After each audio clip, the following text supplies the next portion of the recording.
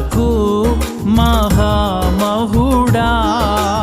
అసలు మన విశ్వాసము కలిగిన వారంగా ఉన్నామా లేదా, అసలు మన విశ్వాసం ఎట్లా ఉంది అనేది, మన విశ్వాసాన్ని మనం ఏం చేయాలో తెలుసా, పరీక్షించుకోవలసిన వారమై ఉన్నాము.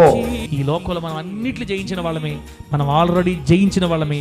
మనం యేసయ్య బృందంలో ఉన్నాం కాబట్టి, మన తండ్రి అయిన యేసుక్రీస్తు వారి టీములో మనం ఉన్నాం కాబట్టి, ఆయన పిల్లలం కాబట్టి, ఆయన మూలంగా పుట్టాం కాబట్టి, ఆయన యందు విశ్వాసం ఉంచిన వారందరూ దేవుని పిల్లలు కాబట్టి మనం ఎప్పుడో జయించేసాం లోకాన్ని. ఆమేన్ చెప్పండి గట్టిగా. విడదీయలేరెవరు ఈ బంధము, సరితూచలేరెవరు ఈ అనుబంధము.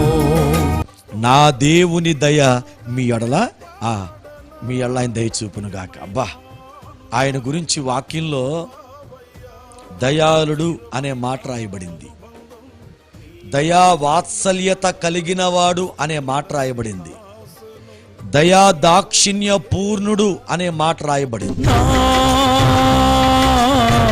తండ్రి కుమారా పరిశుద్ధాత్ముడా